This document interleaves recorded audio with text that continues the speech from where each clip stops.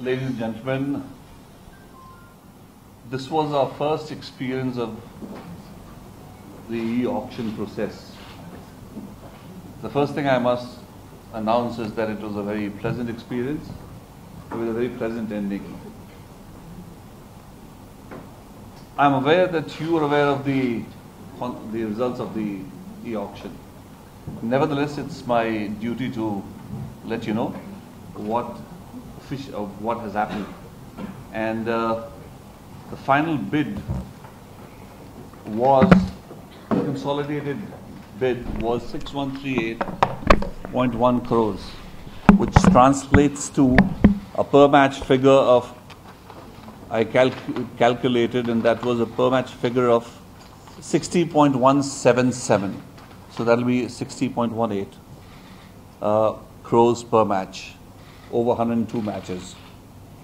The other relevant numbers are that we've gone up from 43.2 crores per match to this figure, which is climbing up by 16.97, that's 17 crores. These are the relevant figures, and if we compare it with the IPL, which has been, in fact, I didn't say who won it. It was won by Star. Yet again, hat trick.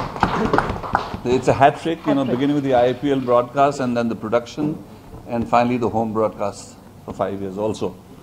So if we have a look, if we compare the figures for IPL broadcast rights and the current one, then the IPL figure per match was, for 300 matches, 54.49. And this figure is far ahead of that for the 102 matches. So these are the relevant figures, and as I said, I would like to reiterate, it was a pleasant experience, it was a learning experience, and I'm sure everybody is richer here, not only in terms of money but also experience and knowledge and learning, and we promise to continue the learning process. I would like to, in fact, first express my gratitude to Sony Pictures, who helped us achieve this milestone, and they had bid last 6,118.59 crores. We would also like to thank M Junction, who were our partners in this debut process. Thank you very much. We would like to also thank Cyril Amarchand Mangaldas for advising us all the way, and Deloitte as well. Plus our legal. Plus, of course, our legal team, which is extremely, vigorous and energetic, and would expect them to continue to do that. If it's okay, can I now request the chairman of Star to let us know what he feels after that hat trick. Thank you, Mr. Chaudhary. Thank you, everybody.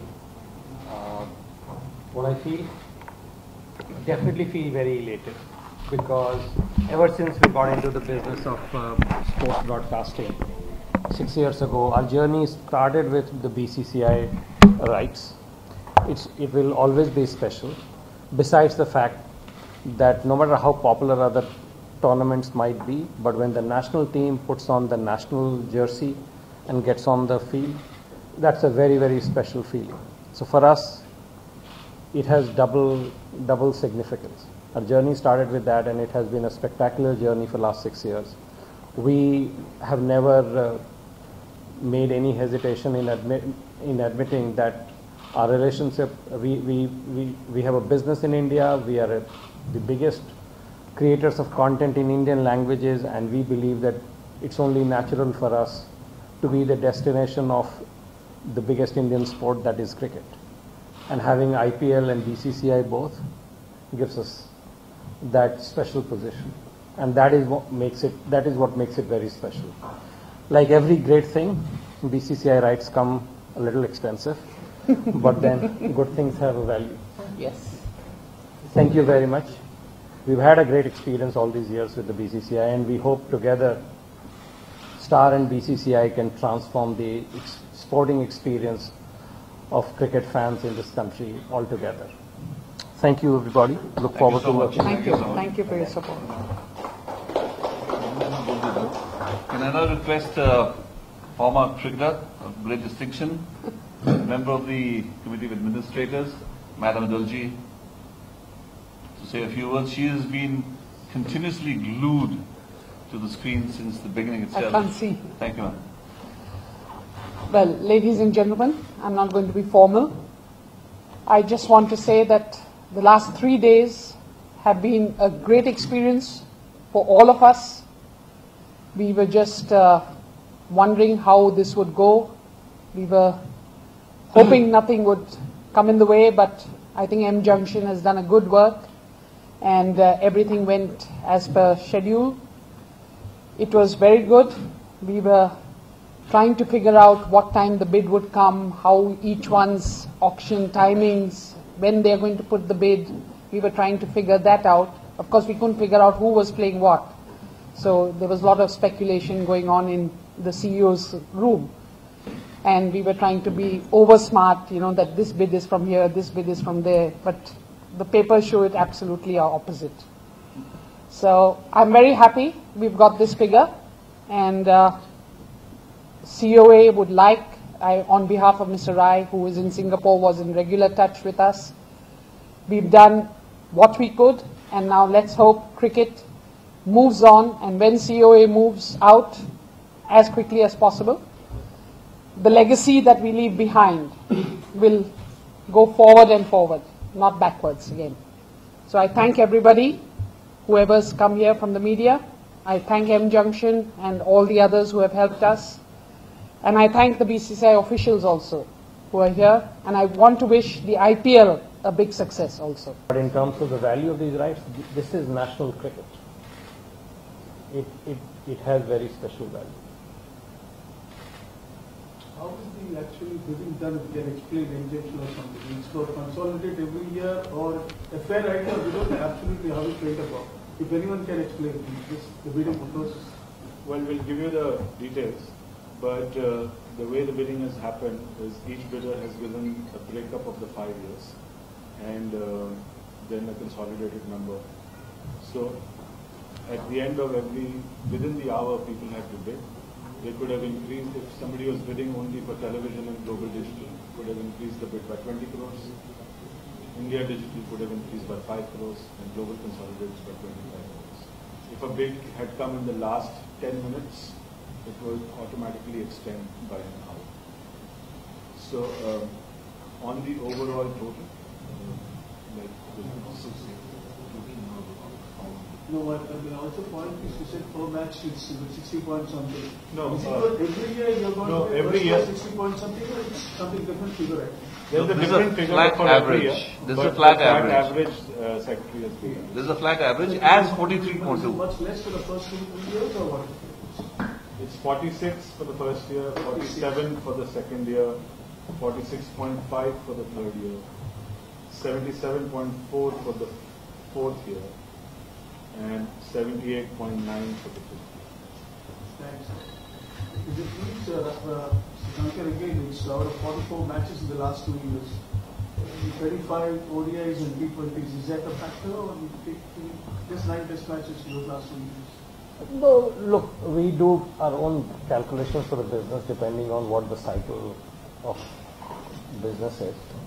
And we believe that as we go further, the sports market will get healthier and healthier in this country. There will be more and more people watching sports, as we have seen, over the last 6-7 years that we've been active in the sports business. Our focus has been relentlessly on expanding the population of sports fans and cricket fans in the case of cricket. And we have been successful in that. If you see the last 5 years average, we have grown the viewership of all forms of cricket. And we believe that together with BCCI, we can continue that process. If the quality of cricket and if the quality of the television experience and digital experience continue to go up every year, more and more people will watch. and that's what makes it worthwhile to be able to pay more as you go along. You share your thoughts on the business coming in of having to share some IPL content with the many terms that you can share and whether you think Can we that's discuss that separately? Can you take it separately? This is for the BCCI rights. So, out of the 102 matches, 22 are test matches. So, this figure is white ball cricket driven or combined? What do you think from 43 to 60 jump per match? I had myself written that there were not even 43 people one match. So now 60, how can you explain it? Content driven also or business driven? No, look, I think test matches have a value. They are a niche category. They have certain loyal followers. They are not as big on mass followership as the T20 and ODI formats are. But overall, it's about the quality of cricket. Also, when you're in a tender process, and if all three events have been bundled together, you really don't have the choice. You have to bid on all of them. And we decided that we will go and bid. The prices that you see reflect the average value of all three forms put together across 5 years. So I think as a bundle, we believe that it makes sense. The real issue is, more than test matches, the real issue is the quality of cricket, the quality of the competition. If two great teams are playing, if India and Australia and that kind of team is playing, and if the interest levels are high because of the nature of the engagement that's happening, all forms of cricket in this country get very exciting. The problem comes when the games become listless, and I think that's what we all need to be focusing on. As a participant, how was your experience of the auction, and in this price, how much of access that digital price was? You can get the breakup, but we were not bidding, we were focusing more on the consolidated rights, because we have always, in all the bids that we have participated in, we believe that you should look at these rights as a combo package, especially because we have both digital offering and television offering. So we were not making those distinctions in our own calculation. The experience was great, but it was like a movie that was great, but it wasn't just coming to an end. It just went on and on. And I'm sure everybody, including the BCCI, who, purely from their business point of view, it was great the longer it ran, because every minute was bringing more cash. Yes, the meter kept on running, but I'm sure at the end of it, they also must be exhausted, because for it to go on for 3 days is quite something. I don't think there is another tender of any sport right that we are aware of has gone on for so long. But it was you had to be technically savvy, and I think I would like to congratulate the BCCI executive team for investing in educating all the bidders, etc. So it took some time to understand, but it was a very scientific and transparent process. You knew at any time what the leading bid in every category was. You did not know the name of the bidder, but you knew what the leading bid was. You were getting enough time to respond to that. So all of that made it it's a very transparent process. And I think it also nailed a miscommunication that has been going on, that e-tender or seal tender, one or the other is fundamentally superior or inferior. Finally, it is about whoever is willing to pay the highest price, whether it is an e-tender or it's a seal tender. We saw in both. I think we participate and we experience sports rights all over the world. I think BCCI runs probably the most transparent and brutally disciplined process, sometimes to the disadvantage of the bidders. And they maintain that same discipline. That's why they end up making so much money. So was it right through the combo thing or right through combo, the third category? Right. For us? So for everybody. No. There were three categories: A, B, and C. Yeah, A. but then the bidding No, so price- there were different people bidding for different things. It's not for me to comment. Yeah. BCCI can tell you. How did Jio pull out? What number? I can't tell you. You told us what Sony did. No, I told you the final bid of Sony. Okay. But of course, M Junction will give us the final logs from there. But what we told you was that when Star got it for 6,138, Sony's bid at 10 minutes before that was 6,118.5. At what time precisely they bid actually? 306. I'm not asking about IPL, but you had Payday has clarified, you had employed close bid process. So going forward, looking back, you think that would have been better or worse or nothing would have changed? Secondly, just wanted to ask you if the IPL second. So going forward, next the tender is 4 years time. So we plan to go. You all of us can read easy. Thank God for that. Yeah, there's nothing to worry about now. Looking back, like Uday said, both have delivered stellar results. And each tender has its own dynamics, its own, it plays on in different ways. And we've tried to, I think the BCCI has been great. The BCCI has demonstrated that it is an evolving organization, the dynamic of it, and it is open to embracing new technologies. And the results are for everyone. One question. IPL is owned by the same company and rights are also owned by the same company. Is it good, bad, or not so good, or very good? And we have great relations with all the broadcasters, and we happily work with them. Now, Star and Sony and Express are concerned when it comes to 5 series, like India Page, Shukran Bangladesh, or India Page, Afghanistan. So what about that? So clarify, do they have to pay the same price or what is it? Whatever was in the tender stays the same terms and conditions that stay. However, at the same time, in the indicators activity that we have, the BCCI is doing now, at this point in time, there is no price. You said after winning the IPL rights in an interview that economics doesn't really drive best cricketers. And coming into this auction, do you really expect this kind of a figure to overtake IPL by such a big figure? Yes, that is why we were prepared to put in that number, because we knew that IPL is great, and that's why it gets the viewership and it gets the business that it does. But this, as I have always said, is national cricket. When the Indian team is playing on behalf of the country, the passion and the intensity that it generates is unparalleled. And that is the power of this one. So I think we knew that it was going to be high. And look, you can say that the IPL number has become a benchmark, but if you see that IPL number in the first cycle were, IPL numbers moved up by 4 times. To that extent, actually the BCCI rights have gone up in a reasonable manner, because the last price that we paid was 43 crores.